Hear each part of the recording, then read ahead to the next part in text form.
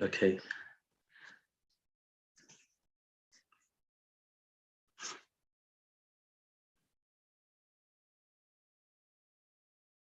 Good evening, everyone. Thank you so much for taking time out to come and join us for today's session, where we'll be speaking on climate financing.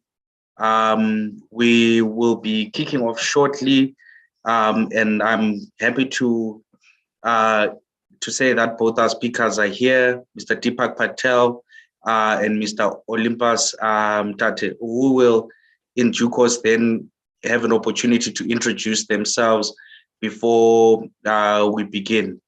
We will give it another 4 minutes because I think there's still some people who are still trying to log in and join. So we'll officially kick off at 6:10, and then from there, we'll open with presentations from our speakers before we go into a full-on panel discussion where we'll get into the nitty-gritty on climate finance. So see you in 4 minutes.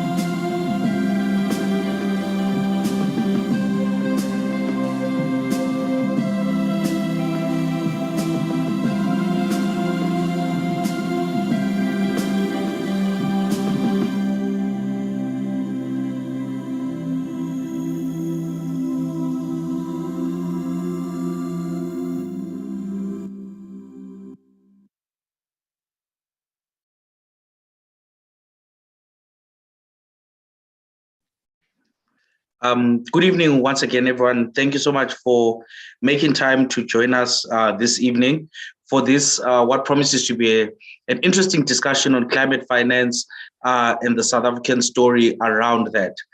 We are joined today by two panelists. First, I'll start by introducing Mr. Deepak Patel, who is the head of climate finance and innovation at the Presidential Climate Commission. In that role, he is responsible for the development and analysis of financial solutions for South Africa around climate finance. I think I will hand over to Mr. Deepak Patel to give us a further introduction of himself and to give us his presentation by way of opening.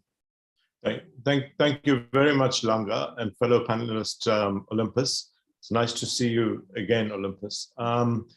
I thought I would, rather than jump straight into issues related to technical aspects of financing, as well as what kinds of instruments and investment mechanisms could be made available, which I would prefer to have as a conversation, what I would do is share with those around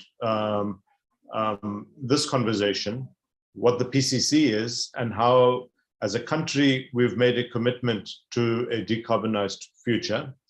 And then I think just jump into a very high level understanding of climate finance, let Olympus take it further, and then we have a fairly open conversation, if that's okay.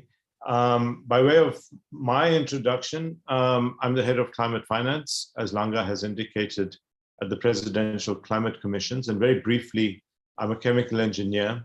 I served in the first term of democratic government as the Director General of the National Department of Transport, then went into finance per se, working at Standard Bank in a variety of executive capacities, and then finally to New York to run my own derivatives trading book until things shifted in South Africa and I was asked to return in a watershed year of 2018. Between 2018 and 2021, I was the special advisor to the Minister of Public Enterprises. And now for the last year and a half or so, I've been with the Presidential Climate Commission. If I can jump straight into my presentation.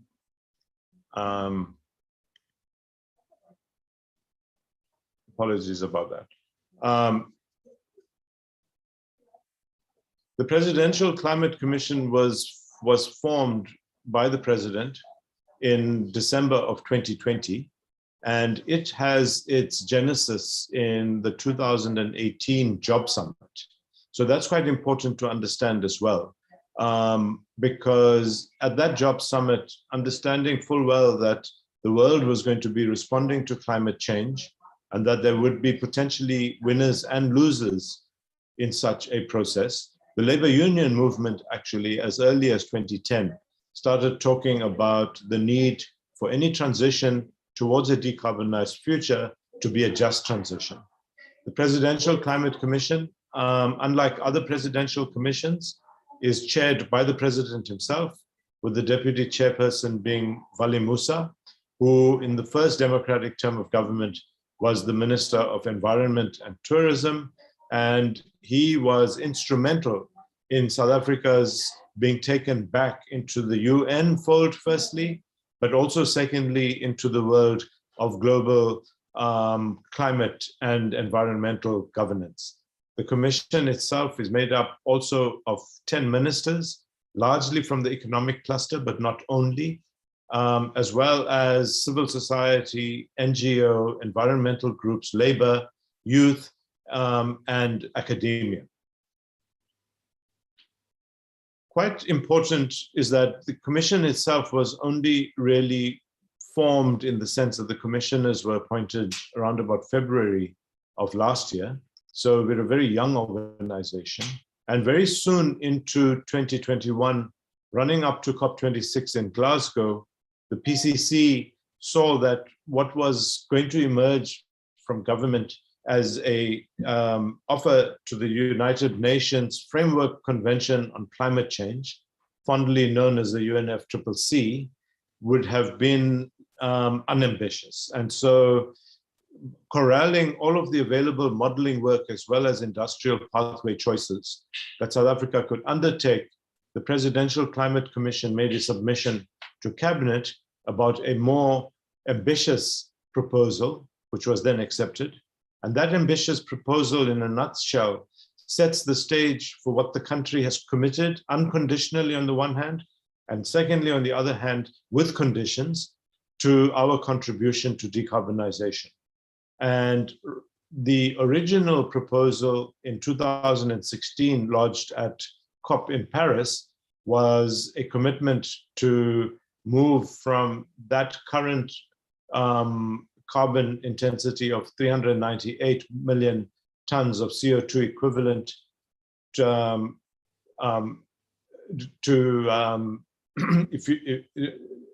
I'm going to rephrase that. So our more ambitious commitment was that we would be in the range of 398 to 614 million tons of CO2 equivalent. And that was the original proposal at Paris.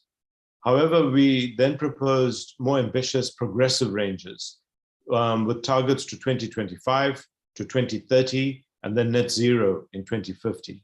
And we did this as a graded offer, the upper end being compatible with our contribution, or at least what we thought was our fair share contribution to decarbonization that would result in not more than 2 degrees Celsius global warming. And the bottom range is more 1.5 degrees Celsius compatible. However, that comes with conditionalities. And those conditionalities relate not only to socioeconomic choices that we as a country would have to make, but in fact relies on, as we will hear later in the conversation, on assistance from the global north or the developed economies of the world to in fact make good on their commitments as articulated in the various COPs. COP, by the way, stands for Conference of the Parties, and those parties are the signatories to the UNFCCC. What we realized in South Africa is that ours cannot be a successful transition unless we have justice embedded in such a transition, and that our vision must be for a just and equitable transition. And we started a process of formulating a framework, which is now almost complete, with us having taken it through a process of intense stakeholder engagement in the earlier part of this year, resulting finally in a national consultative conference, which was held on the 5th and the 6th of May. We are now finalizing, based on inputs we've received, a presentation of such a just transition framework to government. And we have in fact asked for a date that the president would be able to receive such a document. We believe that this will now form an overarching, national, coalescing, uniting, and aligning document against which all stakeholders, as they decarbonize or contribute to decarbonization, would be guided as far as principle and strategy is concerned. I think a lot of people have asked, why do we need to even make a contribution? Why do we need to, as a country who has really a strong endowment, natural endowment in coal, why do we need to decarbonize? I think if we just look at some of the statistics, it becomes clear that there are risks as well as opportunities in this move towards decarbonization. And on the risk side, the reality is that our carbon intensity in products that we export, whether they be manufactured, mining, or even unprocessed minerals, has an intensity twice that of China and 75% more than India. And when we do further analysis, we realize that mining product per se does not have embedded carbon, but the inputs that go into bringing those mined materials out of the ground, and that is the energy that goes into it, is hugely carbon intensive, which has now led us to understand that our key challenge and our opportunity would in fact be to move our electricity generation towards greener content, as well as our other energy sources such as fuel, diesel into more green bases as well. On the risk side as well is that the EU has proposed a carbon border tax, which once it comes into effect, will see our South African exports becoming increasingly uncompetitive. But on the other side as well, those who do not know, we have spent many decades building up our motor manufacturing sector, which now has the major motor manufacturing companies in the world having dedicated assembly lines, either in Roslyn, in the case of BMW, or in the case of VW, Daimler Chrysler in the Eastern Cape, where these dedicated lines produce for the export market right-hand drive vehicles.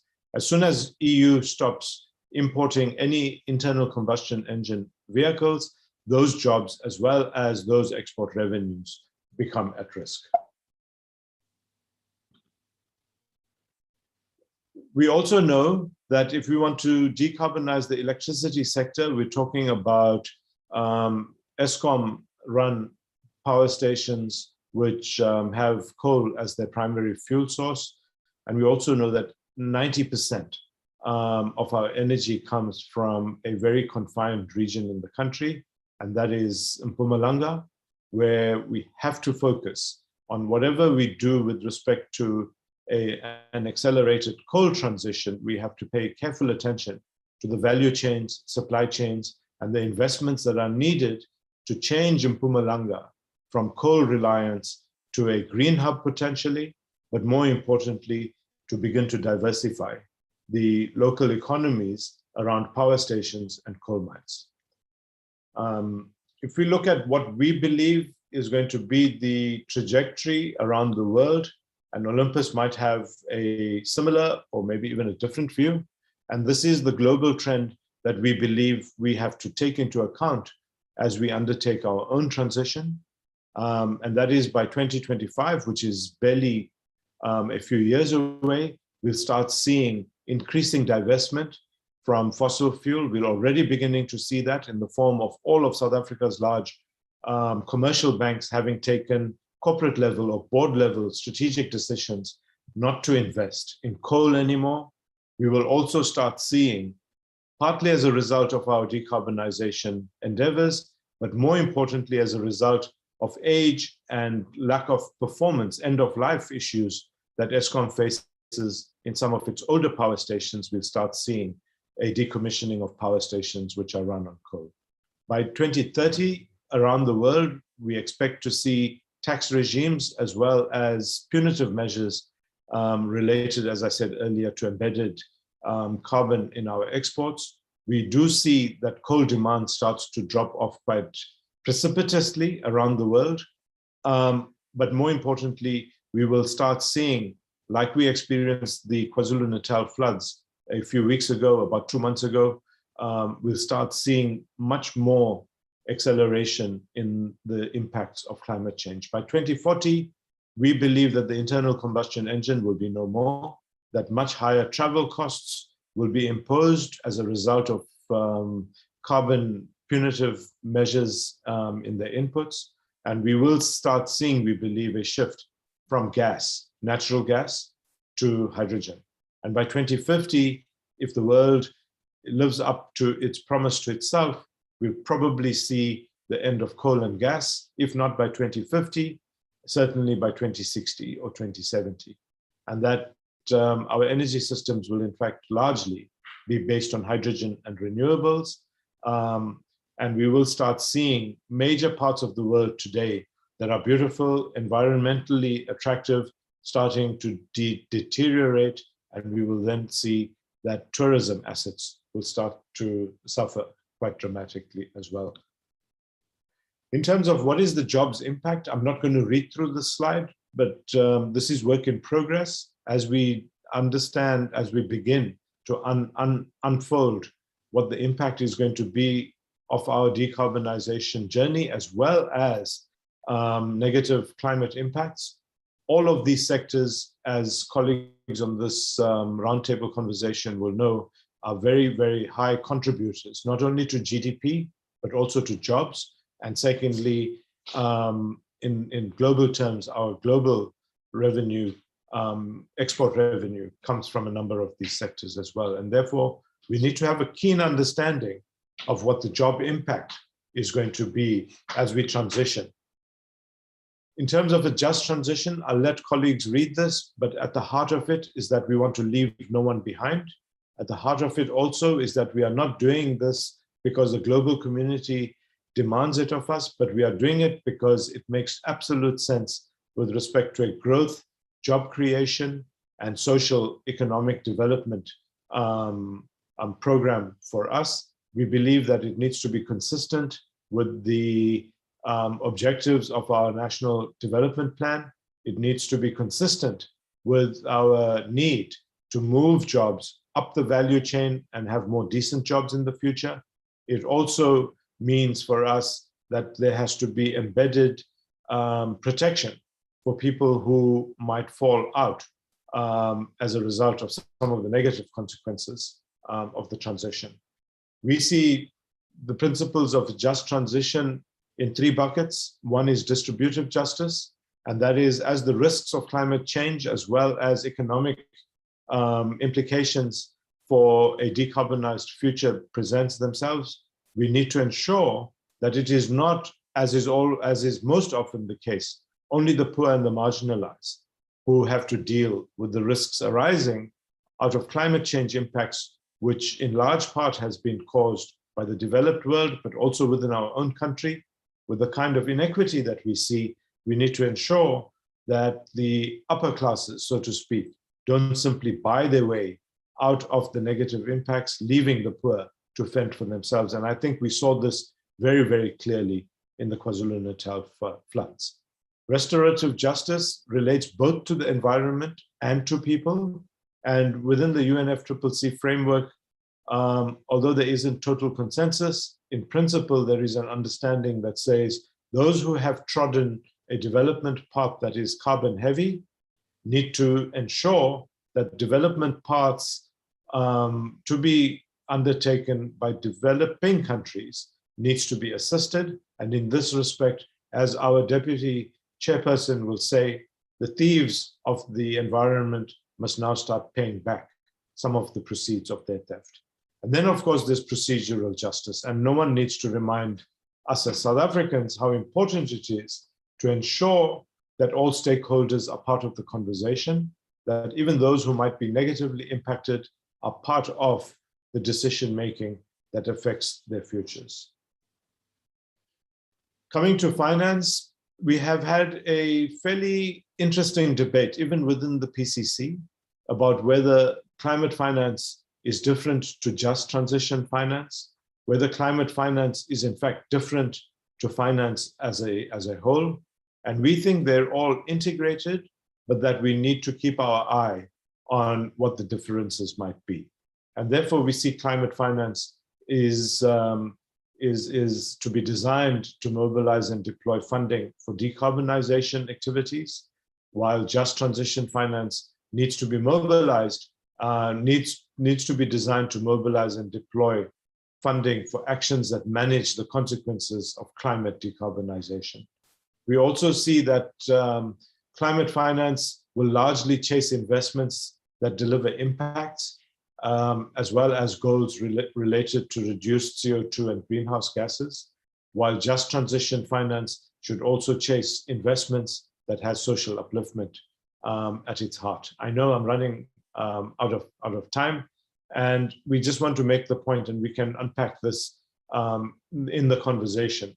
There are different opportunities for investment as well as deployment of capital that arise as a result of different projects and programs. There are differences in scale. There are also different funding challenges. And then finally, for just transition, we believe that the commercial financial sector might not, at this point in time, have a natural paradigm to being able to fund them. And that's a conversation I think ABSIP should also be involved in, because it goes to the heart of how you transform the normative functions of credit and investment decisioning in financial and investment institutions.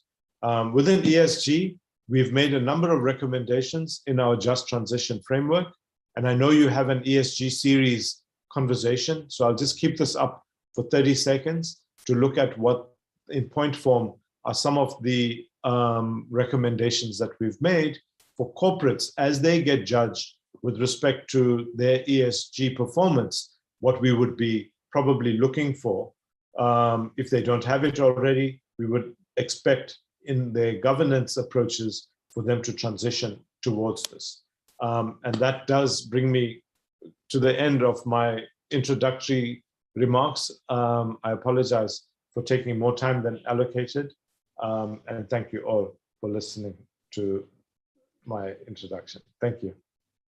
Thank you, Mr. Patel. Thank you for laying the background with regards to what the national framework is looking like. And I think there's quite a number of points that we will go into detail on as we enter into the conversation. Next, may I invite Mr. Olympus Matata, who is the current head of climate finance at the Development Bank of South Africa, to kindly give us his opening remarks. And I think he will speak and will help us today in the conversation around the role of DFIs in climate financing. If I can hand over to you, Olympus.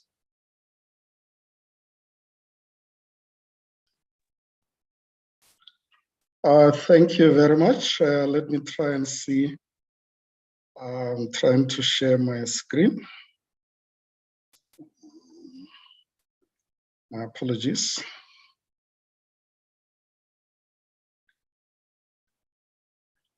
Please let me know if you can see the screen. Is it coming up? Not at present. Let me see.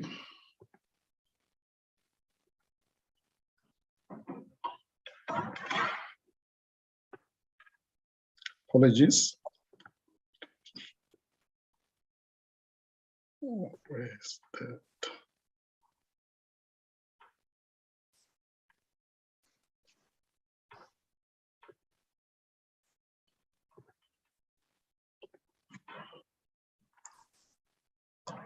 I just tested it. I don't know why it's not coming up. Technology.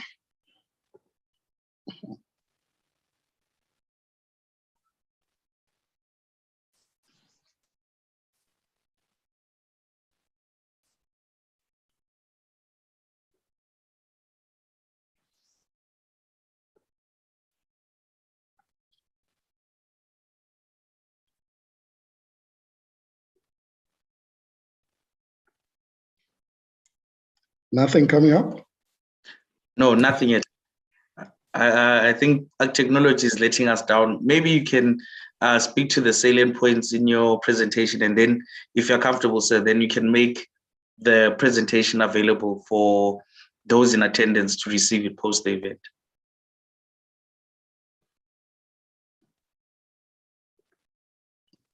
Okay, let me do that. Thank you very much. My name again is Olympus Matata with the Development Bank of Southern Africa, DBSA. I'm in the climate and environment finance space.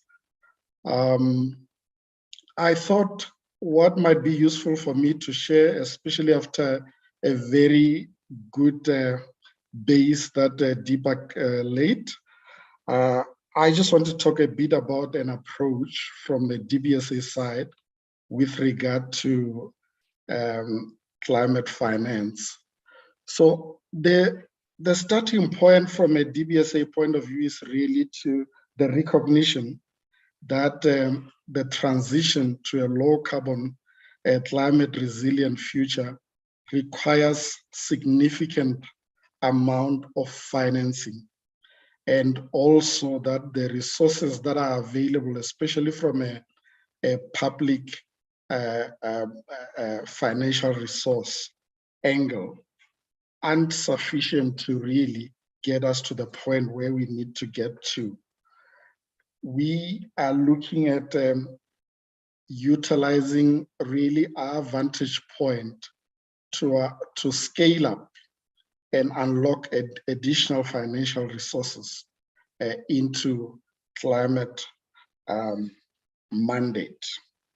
So the bulk of the financing that is needed, we see it in the main coming from, private sector resources. Therefore, the idea from our side is an innovative way of using the limited public resources to leverage private sector resources to support climate. However, we also recognize that to do that significantly, one would need to clearly understand how you de-risk the risk-return arrangements and design appropriate arrangements that would attract private sector investment in the space. And our understanding is that, basically the private sector would be quite willing to consider a certain risk, but could be to an extent limited to policy and regulatory risks, an enabling environment that might not be suitable, and also where there could be potential of uncertainty where policy is concerned. And that is where we see the importance and unique role that is being played by national development banks, such as the DBSA. So we see, therefore, our role as a development bank as really looking at interventions that leverage private sector investments. And this can be done in various ways as far as we are concerned. And one of those is really the ability to start leveraging and mobilizing climate financing. From the DBSA point of view, we do it in various ways, including accreditations to various climate financing mechanisms of the UNFCCC that Deepak referred to. We also see national development banks playing a potential role in facilitating investment directly and leveraging private capital for both mitigation and adaptation initiatives. And we believe NDB's role and focus is really enhanced by the special knowledge and long-standing relationships with local private sector players, project sponsors, and also the proximity to government in many cases, as you'd be aware that most NDBs would be government-owned, to influence policy in the direction that really starts to influence the direction where climate financing is concerned. With regard to the vision that we see for the bank, it really flows from what we see our shareholder as in government leading towards. And one of those is really, the balancing act that the country seeks to strike between the acceleration of economic growth and transformation with the sustainable use of environmental resources and also responding to climate change. Therefore, our role becomes to support the country in leading towards the implementation of the national determined contributions that Deepak referred to. As you'd understand, we could set ambitious targets where NDCs are concerned, but what really matters is the ability to be able to translate actions that give effect to the NDCs. So there's various ways that the DBSA really gets involved in climate financing activities. And this started a few years ago in our partnership first with the Department of Environment in implementing our national green fund that I believe most colleagues would be familiar with. We started implementing this program about 10 years ago, and to date have invested in about 46 green projects in the country. And these have played a critical role in building a base for the DBSA to be able to be accredited to various climate financing mechanisms of the UNFCCC. The DBSA initially got accredited to the Global Environmental Facility in 2014 and has to date mobilized significant climate and green financing from the Global Environmental Facility to support projects in country. We then from there built on that platform to get accredited to the Green Climate Fund, another mechanism of the UNFCCC, and have to date mobilized just close to $200 million US dollars to support programs in country that are aligned to the country's priorities where climate change is concerned. With regard to our involvement with international peers, the DBSA is part of an international club of financial development financial institutions, where we share a lot of lessons, especially around reporting where climate change is concerned, which is a very important component of the work around climate change. From a policy framework, what has been important for the DBSA was the adoption by the board of a climate change policy framework that really seeks to define the financial flows into climate-related activities. So the policy framework defines the percentage of our financing that would flow into climate projects and goes down to break it down into what goes into mitigation and adaptation. The board has also adopted a just transition framework, which really ensures that our investment into climate activities take into account the fact that nobody should be left behind. The bank has also recently publicly committed to reaching net zero where our portfolio is concerned by 2050, in alignment with government, as Deepak earlier indicated.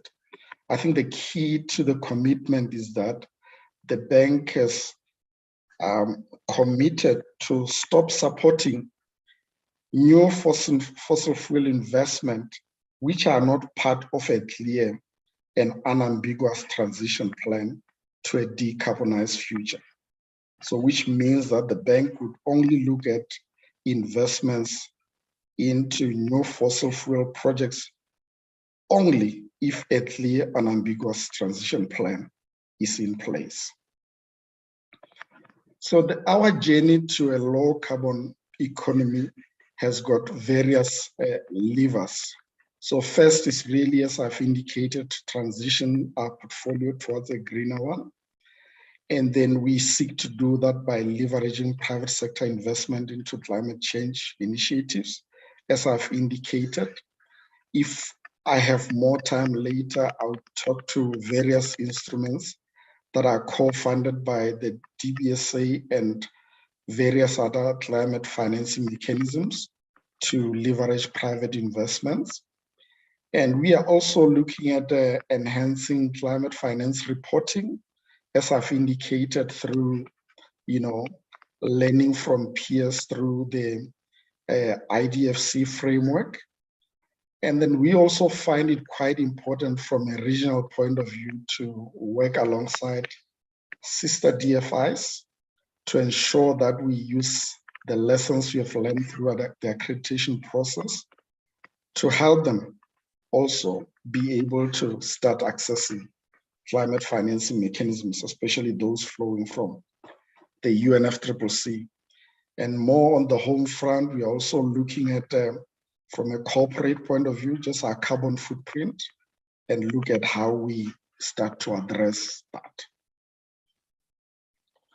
I wish I was able to present my slides, but just in short, we have two main programs that we are already implementing in country and one regionally. The one that we are implementing regionally is co-funded, as I've mentioned, with the Green Climate Fund. We call it a climate finance facility. This we have put in place and designed as a way to seek to address barriers that private sector would experience in investing in climate-related projects.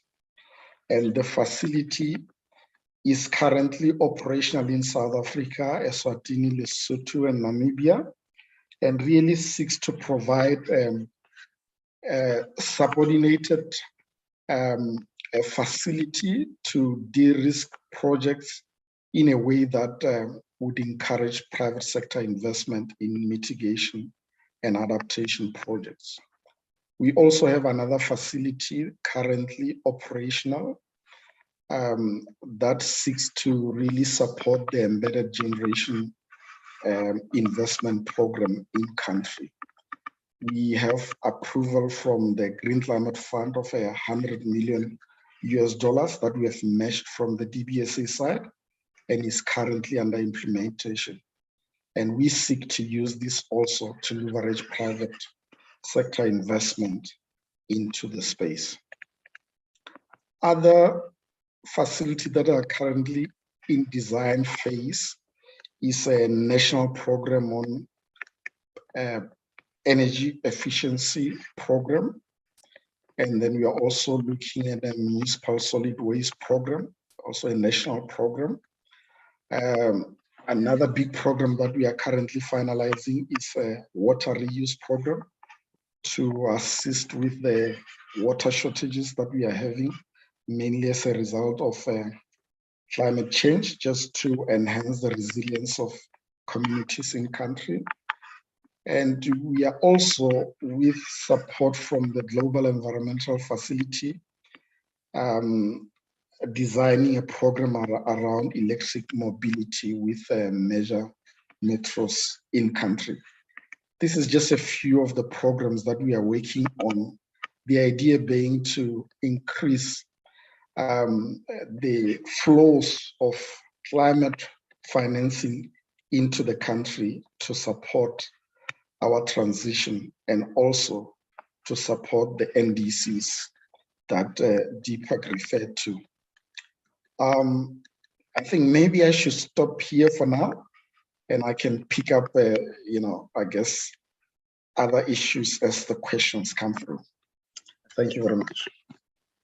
Thank you very much, sir, for that insightful presentation. I think I'll invite Mr. Deepak back so that we can now commence with the Q&A segment. I think I will go straight into the easy questions, and then as we go on, the audience will ask the tough ones. I think we all appreciate that South Africa is often touted as one of the most unequal economies in the world. I think the first indictment that is always comes up when we speak about climate finance is we're saying we want to move to a net zero environment, but that net zero environment speaks to, amongst other things, disinvestment in coal mining, for example, and coal plants, et cetera, which are a large proponent of the employment base of South Africa. Isn't that counterintuitive for what we want to do as a country, which is to create jobs and to address issues of inequality? And how does climate financing assist with dealing with those particular challenges? You can either point to one of us, or you've pointed to me already. The question you can both contribute to that question from your different perspectives. You're right. It sounds counterintuitive, but the risks that I sketched And let me pause here and say that the Ukraine conflict has caused a short-term aberration in the energy market, which in a strange way has resulted in all fossil fuel prices, whether they be gas, whether they be oil, whether they be coal, to actually, in our opinion, on a very short-term basis, spike in price. So of course, as we stand now, those coal miners who are exporting a large portion of their mined coal are making a windfall. However, the scenario that I sketched of what the long-term trend would be would put those jobs at risk anyway. And so, you know, in doing the calculated, what we would call balance of probabilities, we believe that coal mining, number one, much needed from a jobs point of view, however, not the only mining sector jobs in the country, means that if we were to carefully transition away from coal, and you might remember COP26 had this debate, which finally saw the wording in the agreement being phase down coal rather than phase out coal. We believe that that trajectory, for as long as it holds up and there's a global market for coal, we should continue to mine and export it. So let's be very clear. We're interested in not burning coal on our shores because that is where the emissions are counted. So for as long as the global market holds up, I must say that we would be the first to say that coal mining per se is not a carbon intensive activity, except for the electricity input that goes into coal. And so when we start talking about reducing the embedded carbon in our products, we're also talking about, as the green economy grows globally, we are rich in minerals, whether that be nickel, cobalt, vanadium, lithium.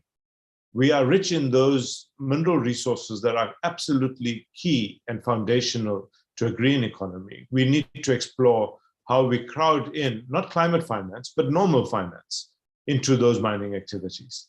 Secondly, I want to say that our coal-fired power stations are old. And actually, it might be a somewhat blessing in disguise that if we were to receive climate finance assistance to shut them down at a slightly faster rate than they were intended to, then we have the assistance of financial support to do that.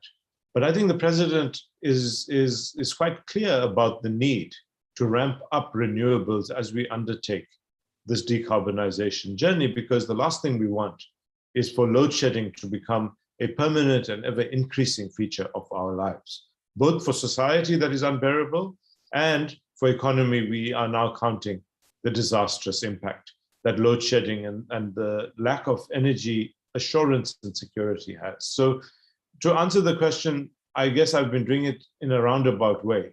The more direct coal jobs will sustain for as long as there's a global market for coal. The embedded carbon in our products that are meant for the global export market will be competitive to the extent that we reduce the carbon input into the production of those metals and minerals. And finally, we believe both a combination of new metals and minerals that are critical to the green economy, a diversification of the local economy, as well as a crowding in of climate finance to support the rapid ramp up of renewables, all together in our calculations, provides and produces net additional jobs, but secondly, net additional better jobs. Maybe I can then direct this one to Olympus. I think Deepak has just mentioned here that there will be net job creation from the transition away from these high carbon emitting sectors. From your own experience with the Green Fund as well as the DBSA, are you seeing that emergence of new jobs, and where are these new jobs that are driven by climate finance coming from? Thank you very much for the question. I think Deepak covered quite a bit with regard to the question you've asked. But I think there is this angle that we also have to look at in answering the question. There is a global context within which we exist, and there's global pressures that we have to deal with. Sometimes it's uncomfortable because there could be a question of how just are those pressures that we have to deal with. Nevertheless, they exist. I think an appropriate way to respond is to balance out a response that takes into the interest of the country and the pressures that we are dealing with in a way that is useful to the country. That is one. The other issue that I think is important to highlight is that my fear sometimes is that the preoccupation with if I can put it, the unjustness of the pressure that you sometimes find yourself in as a developing country can prevent you from seeing the opportunities that come with the transition. And I think it is important that as much as we balance out our interests, we do not lose sight of the opportunities that come through. You know, let's say, for example, even if we talk about technologies that are developing, if you look at Europe at the moment, with the pressure around the use of hydrogen, especially for hard-to-abate industries, it is becoming quite important to accelerate the development of hydrogen. But the key challenge for them would be to say, you require a lot of energy for hydrogen production. And if you were to look at where possibilities exist, especially if the hydrogen is going to be green and requires the energy source to be green, you potentially have the possibility of doing that in countries, including ourselves, where the resource is significant. So if you are able to focus accordingly and respond within time to meet that demand, you could actually get to a point where what was supposed to be, you know, a big challenge turns to be a boon for the country. And I'm just using one example and maybe a very early stage technology. But I think that is the way we should be looking at this, you know, challenge. And I think we should be focusing on those technologies. The other thing that Deepak referred to is the push, especially from developing countries, to say those that have contributed to us being at this point needs to be, you know, providing the resources that are required for the transition.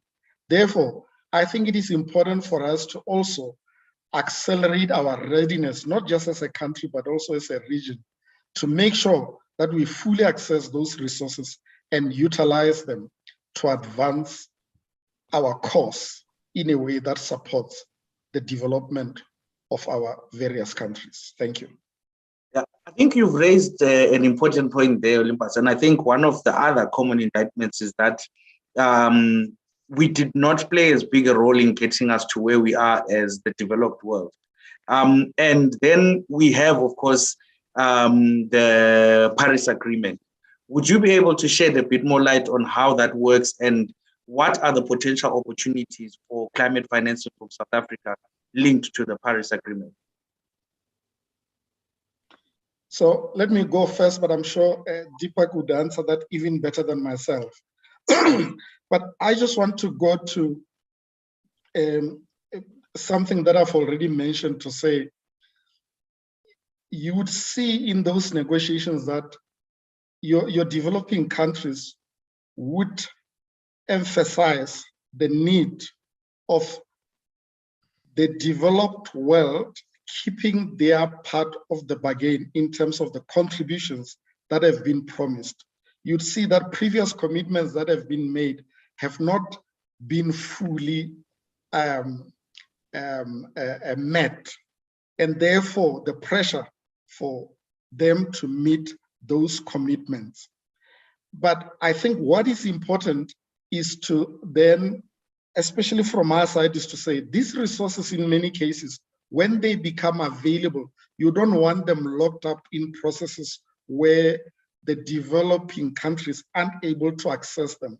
You would have seen in my presentation that I emphasized the need to assist, especially in the region, the ability and the readiness of your various entities to access these resources. Because you first push for the resources to be made available, but second, you need to be able to access these resources with speed and be able to start implementing in various countries. For me, that is the important part that we should be looking at, even as we put pressures within these forums for the contributions to start coming through.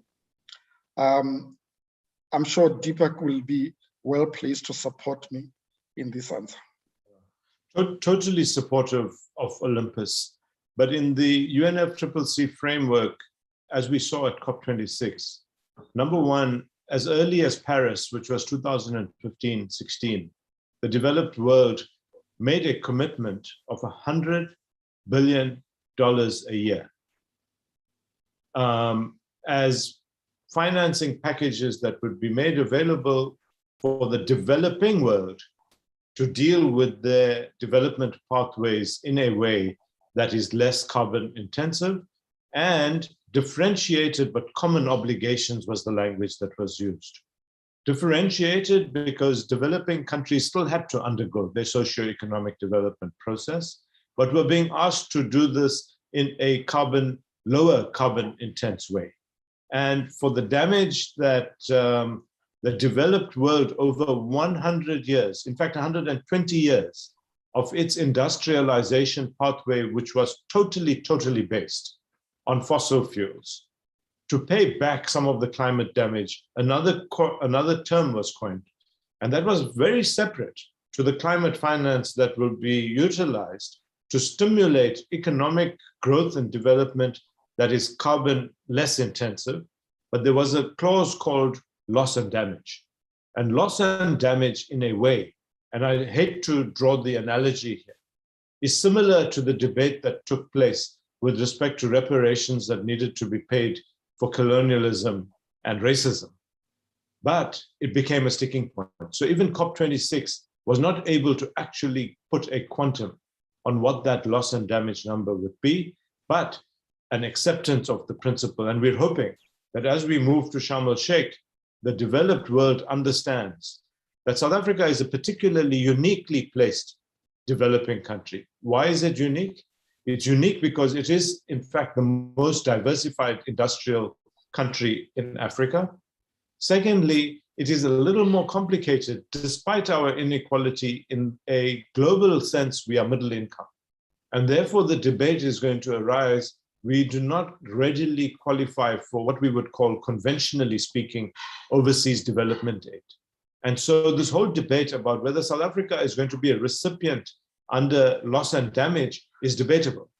However, because we put forward an ambitious, nationally determined contribution, we were coherent in the way in which we articulated a pathway or a series of pathways to allowing us to have a thoroughgoing socio-economic development program underpinning with justice this pathway to a net zero around about mid-century. I think that was one of the reasons the IPG, which is the International Partners Group, latched onto South Africa as a potential model for climate finance to achieve the decarbonization outcomes, while at the same time, and they're now being taken there gradually, with justice and national development embedded in it. So with respect to the questions, what is the UNFCCC framework about? On the one hand, it is a commitment that the developed world has made, understanding that it has consumed, to put it bluntly, it has consumed the global atmosphere and it has consumed our natural resources without having internalized the costs. And they need to pay back something for that. And so that's loss and damage. But secondly, they appreciate that we're all in this boat together and that they cannot, in fact, for developing countries like South Africa, thwart our development path, because that would not do either the country or the globe any justice as it relates to a need to have everyone move out of the poverty trap, right? So there are two buckets of resources that we're talking about. And the 8.5 billion, which was pledged, in my opinion anyway, comes as a result of South Africa's coherently presented, nationally determined contributions, the high impact on carbon if we were to get a decarbonization of our electricity and our petrochemical sector, right? And they came to the conclusion that ESCOM problems notwithstanding, whatever doubt they might have about the capability of the state to do anything in a coherent and implementing kind of way, we were probably the best shot at proving that we can have a development path that reduces our carbon footprint. And therefore, that 8.5 billion, I think, we were ready recipients to it. Last point I wanted to make is that Olympus is totally right. There's this sometimes lip service about what kind of funding from which source is available. But the minute, it's like the dog chasing the bus stops, the dog doesn't know what to do. So we need to be very careful that in making demands to receive, we are ready to receive. So maybe let me go back to Olympus, and then my question to you would be, how have you seen the financial services sector in South Africa move in the direction of supporting climate finance? And if you've had any conversations with players in the sector, what have been some of the impediments in terms of them participating in this particular space? Thank you for the question. So I think there are two ways of looking at it. In the climate mitigation space, especially where we are talking to mature technologies, you'll find that naturally private sector find it easier to participate. I'm sure you'd see, there could have been a slower introduction of private funds into maybe the energy space, but today that would not necessarily be the case. But you still have other mitigation interventions where there could still be hesitance. That is slightly different if you are looking at adaptation, where there's not always clear revenue lines, where people could place reliance on as far as repayments are concerned. So the approach there might be slightly different. So the approach from our side, from the DBSA point of view, has been to say, in as much as we are able to access these climate financing mechanisms, as I've mentioned earlier, how do we use them?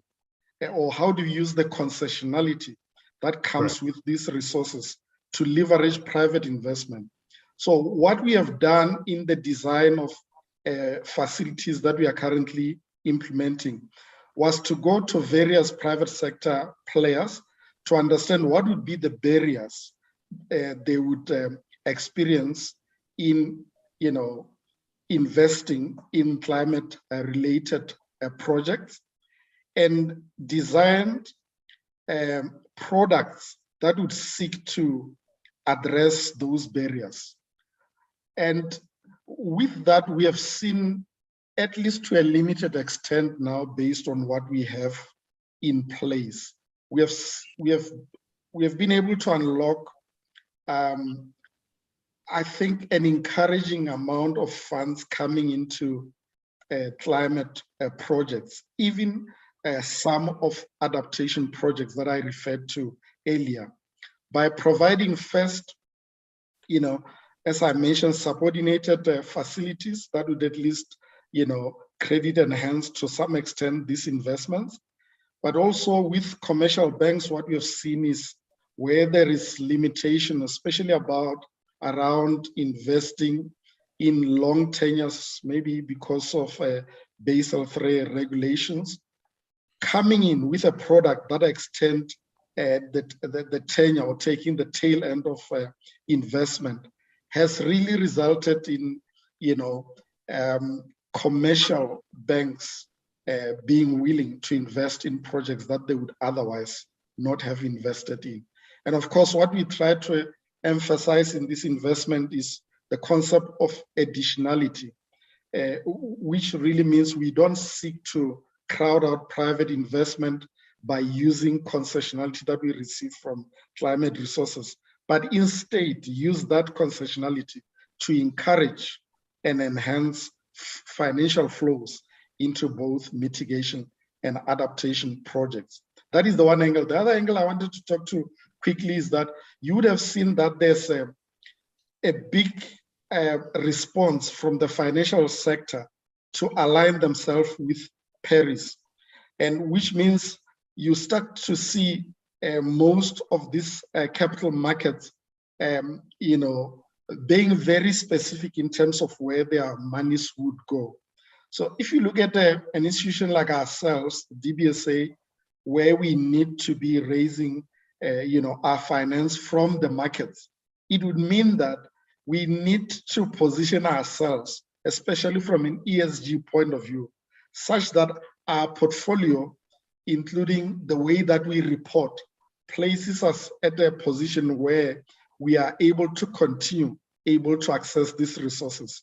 And I believe if you do not do that, you're going to get to a point where it becomes very difficult to be able to raise money from the markets if you are not indicating that you are evolving your portfolio accordingly. So those are the two areas that I wanted to touch on quickly. Thank you. Thank you.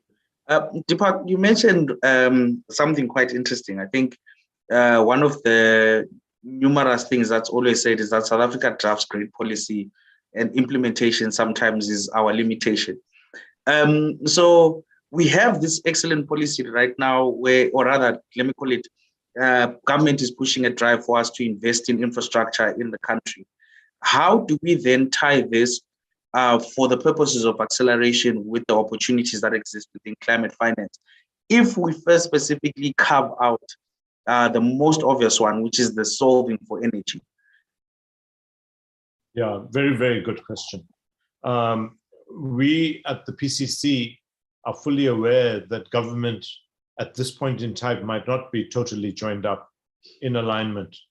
And therefore, one of our key priorities is going to be to ensure that the just transition framework is used as a mechanism to talk to the infrastructure financing challenge of South Africa. But remember that infrastructure is both economic and social infrastructure. So we need to Olympus's point, we need to find a place for want of a better word, fit for purpose capital for its intended outcome. And so if we start looking at the KZN floods and the need to rebuild, we're saying as the PCC a couple of things.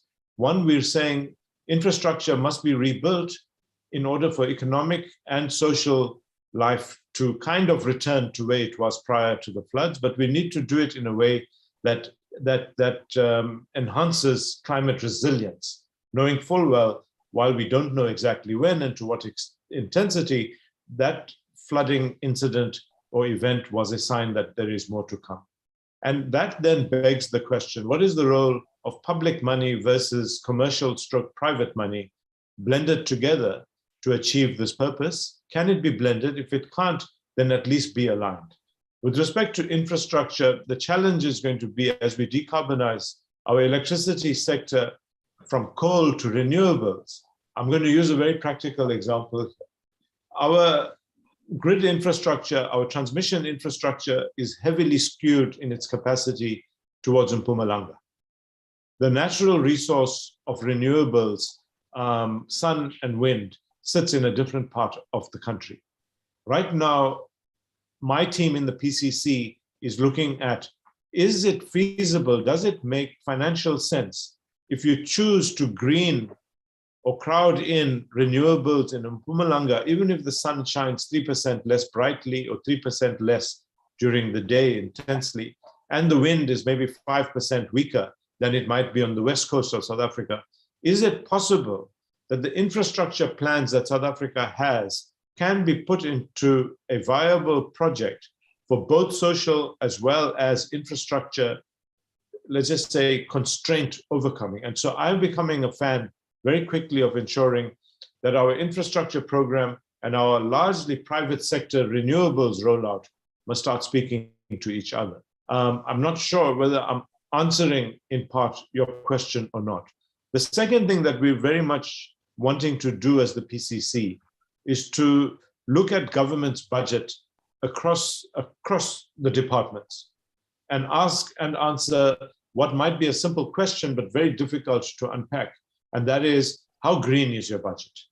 And so when you start talking about, and I'm going to, on the understanding that some Chatham House rules apply in this conversation, I would be very keen, for example, to go to Minister Patricia de Lille and ask her, can we actually embed in all the expenditure related to your public works department, whether that be government accommodation as far as office accommodation is concerned, whether that be public works programs, how do we ensure that those things are harmonized to ensure that not only do they create jobs, not only do those services get provided to government, which is a very, very large customer of service, right? But we do it in a way that that enhances the green project. Similarly, we want to go to Transnet, and we want to have a conversation with Transnet with respect to whether their infrastructure plans not only reduce the stranglehold of logistics bottlenecks on the economy, but also begins to look at whether Transnet is also preparing in its infrastructure programs for a greener future. Finally, I think, with Eskom, we've had very detailed conversations. So I think Eskom's infrastructure plans, in large part, are now determined by two things. One, Eskom having committed to unbundle itself, but number two, Eskom having understood and accepted that it is actually causing some energy security issues in the country, and therefore, whatever infrastructure budget it has can't be for its own generation plants, but in fact must accommodate the crowding in of private sector projects onto the grid. Okay, I'm receiving some questions here, and I'll ask the first one to Olympus. I think these are more questions of clarification. The first one says, the 100 billion that is pledged by the developed countries, will that be deployed to developing countries as grants or as debt? And if it will be deployed as debt, does that not further worsen the situation of developing countries who are already indebted to the West? I'll defer to Olympus to answer that. Thank you very much, Deepak. You threw you a live snake. Yeah, it is an interesting question. Maybe I should answer it in this way. So these commitments are made, and from a distribution point of view, as I mentioned, the UNFCCC would use various climate financing mechanisms. I've already referred to the Green Climate Fund, but I also earlier referred to the Global Environmental Facility. Let me, even though the climate financing architecture is a little broader than those two mechanisms, let me limit my questions to those two just for practical purposes. So from a DBSA point of view, we are accredited to both these mechanisms. Our experience is that in dealing with the Global Environmental Facility, the main instrument, financial instruments that is being utilized is grants. And you'd realize that from a Jeff point of view, the Global Environmental Facility, the quantum of funds that are available within that mechanism compared to the Green Climate Fund are a little less, but nevertheless quite useful in terms of the instrument that is being applied to support various climate/environment activities in various countries. With regard to the Green Climate Fund, there is quite a number of instruments that are being applied, from equity, debt, mainly concessional loans, guarantees, and a hybrid of various instruments that you can look at. The way that it is applied is really, consideration of where the country stands becomes important. So if you are a South Africa going to the GCF and looking for a grant, it might be a little more difficult as compared to maybe Lesotho asking for a grant, because consideration will be given to where the country stands. Having said that, there's always a problem of countries being classified as middle income countries like ourselves, where we could be implementing a project in an area where it is slightly different to how the country is classified, and therefore the required instruments might not be appropriate. But I guess what I was trying to indicate was that the various instruments that are available would apply different financial instruments. And those instruments would take into consideration the situation in country, including indebtedness of the country. But also the other option that would be looked at would be, are we talking a mitigation project versus an adaptation project? If you're looking at an adaptation project, there would be a lot more, I guess, rationale to justify why you should be looking at a grant versus, let's say, a loan. So all those considerations would be brought to bear. And I should say, the likes of your GCF, there is a lot of influence coming from the board of the GCF in terms of investment decisions, and representation within that board is both from developing and developed countries. And therefore, there is robust discussions that takes place to ensure that the instruments that are applied per country are appropriate. I hope that answers your question in some way. Thank you. Okay.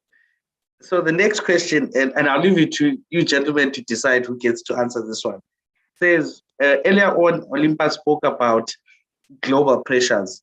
During COVID, we realized that globalization might not actually be beneficial for all of us. How are we taking into consideration that international crises like COVID might force us into a position where we have to internalize and move away from what is the global norm?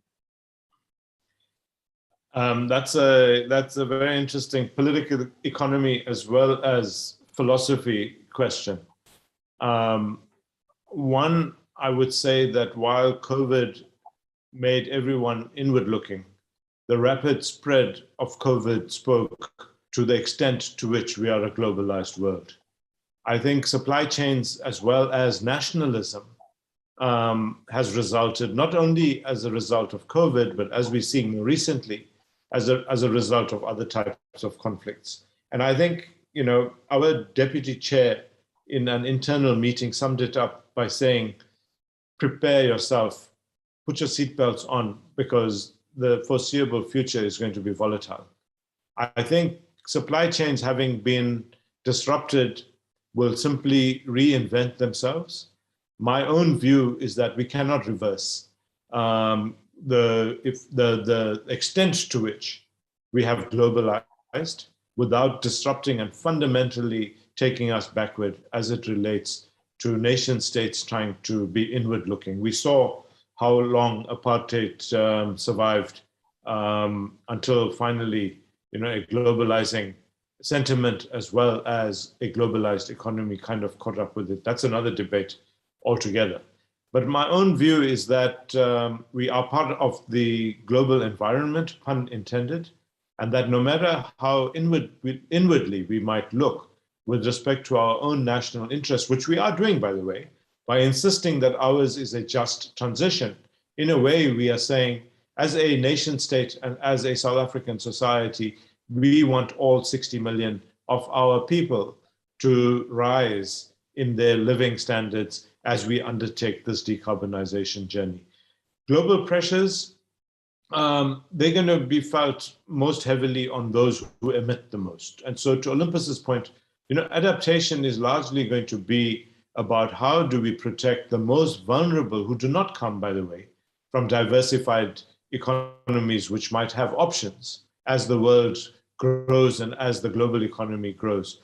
So our challenge is going to be, how do we crowd in global grant funding, but most importantly, how do we ensure that the fiscus, in allocating resources to our country's people, whether it be social grants, and there is the big question of BIG, we do it in a manner that protects and preserves our societies from the negative impacts of climate change, which are going to be globally felt. I also want to say that in the question and answers, there's a Mr. Benjamin April who has raised some very interesting issues, and I think we should go to some of those issues, because in large part I agree with him, although I don't want to necessarily say that I'm an expert on matters related to greenhouse gases, their components, which is more dangerous, which has a higher or lower half-life, and what that means for us as a developing country.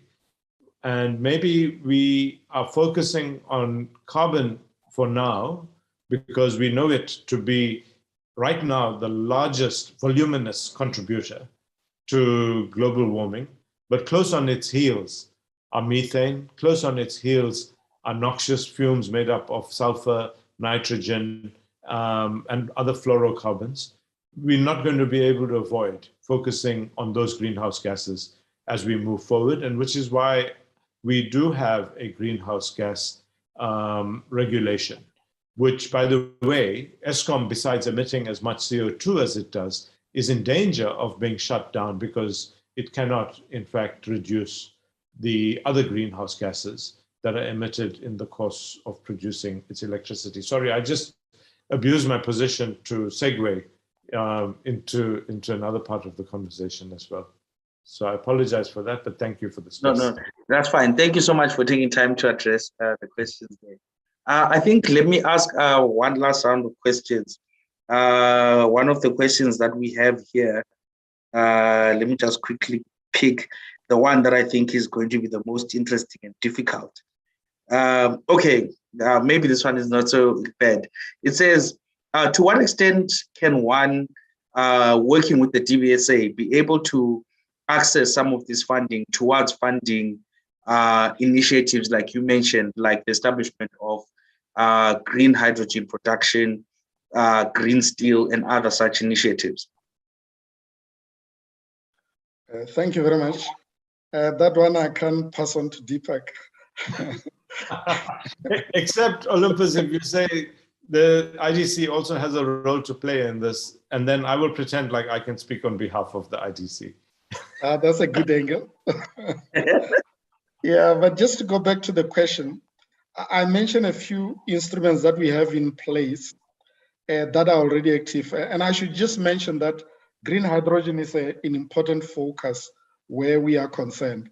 Actually, we are looking at even supporting very early stage high risk projects in the space just to facilitate movement where this potential resource is concerned.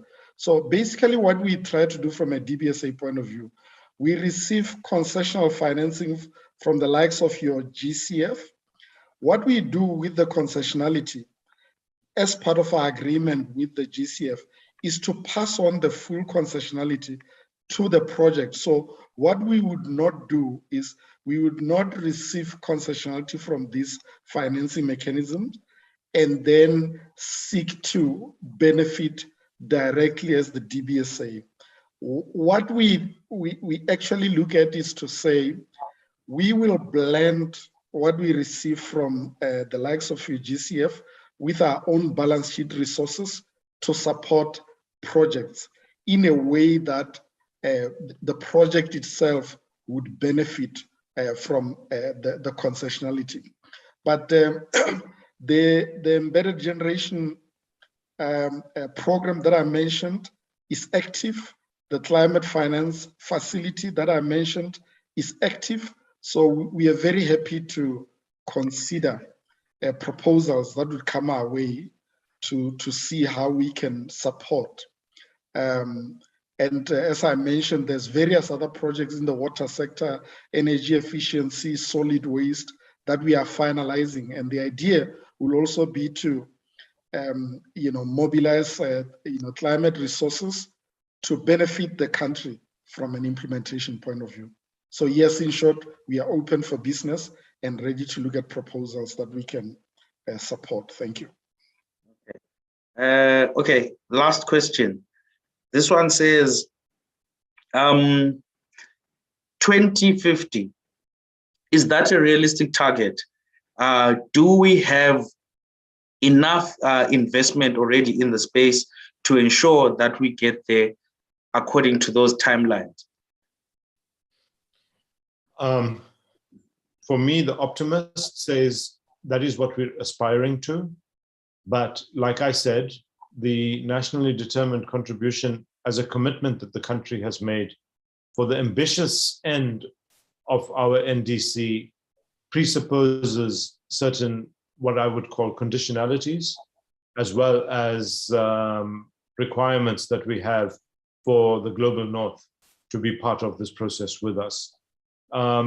We are debating, to the earlier point I made, whether net zero is only CO2 or whether net zero also relates to, and to what quantum, other greenhouse gases.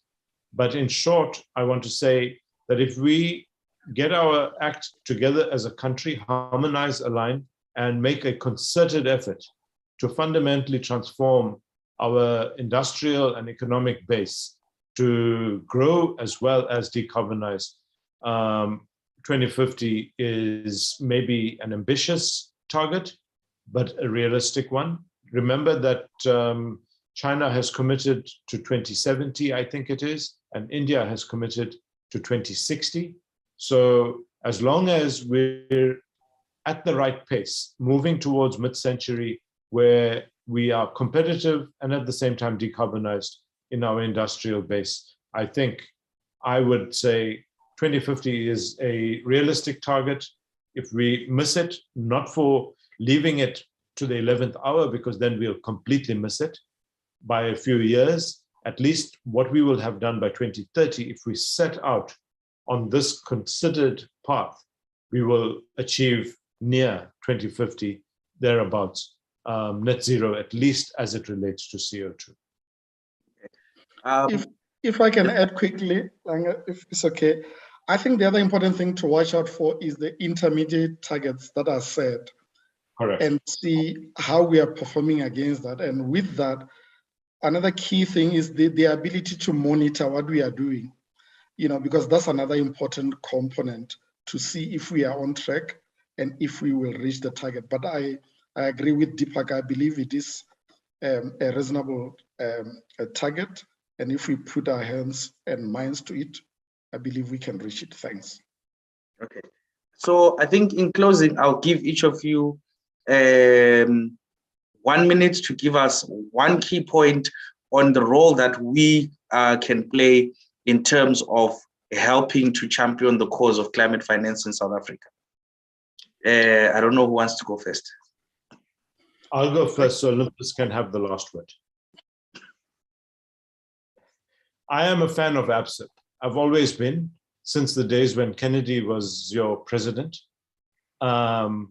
And I think ABSIP is at the forefront of being creative, adventurous, I hope, despite the industry in which you work, revolutionary in its thinking. I have refrained from talking about financial structure, financial packaging, and blended finance, and Olympus has done an amazing piece of work. What I want to say is that finance must follow purpose, must follow investable opportunities. And the way I see the world moving, we're going to have to decarbonize the embedded fossil fuel component of our portfolios. And to the point that you made, Chair, earlier, I think every single large institution, whether it be investment, whether it be asset manager, whether it be private equity, whether it be commercial bank, is fully aware now of the potential risks along the spectrum of decarbonization that are implied in their current portfolios. So to decarbonize the portfolio means to reduce the risk in your portfolio, but decarbonization doesn't mean a sudden dramatic failure to put on new carbon intensive investments. But what it does mean is, in order to increase the growth of your portfolio, make sure that it is disproportionately geared towards renewables and lower carbon technologies. Olympus? Yeah, thank you very much. I'll be short. I think for me, what I think is important is, especially with your various members and stakeholders, just to maybe increase partnerships, especially where our role as an accredited entity of these various climate financing mechanisms concerned. We start to see how we utilize these resources to assist where possible to unlock initiatives where these resources could be helpful and help advance the climate agenda.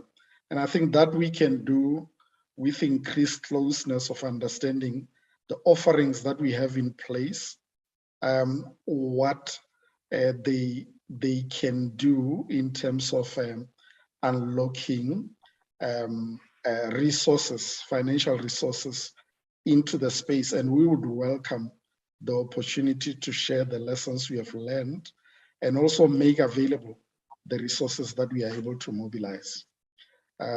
Thank you very much for inviting us. I think this was a very interesting discussion. Thank you very much. Thank you. On that note, ladies and gentlemen, we've come to the end of our session today. I would like to first start by thanking our two speakers, Deepak and Olympus. Thank you very much for availing yourselves on the, I don't know what day today is, but in the evening after hours. And thank you for sharing your insights and your knowledge. And we do look forward to having you again on future platforms and panels where we can further unpack the magnificent work that you're doing. And we will take up the opportunity to potentially also see if we can do masterclasses into how the different instruments are working, how the different parts of government are thinking about this, how the international community is thinking about this. And all of a sudden, the three of us have established ourselves as leaders in the space, so I think we'll get more conference invites. But we'd also like to express our gratitude to our partners in organizing and putting together this event, the Development Bank of Southern Africa. Thank you for looking to always champion movement in a positive direction, not only for us as a country, as a sector, but also for the region. And then last but not least, we will be having another session next week where we'll be speaking more on the path to a just transition, looking a bit more into the social, environmental, and governance elements of it with a different array of speakers. Please look out for those invitations, and we look forward to seeing you next week. Thank you and good night. Click like and subscribe. Thank you for watching my YouTube channel. Bye. Great. Thank you very much. Thank you for this opportunity. Okay. Bye. Thank you. Bye-bye.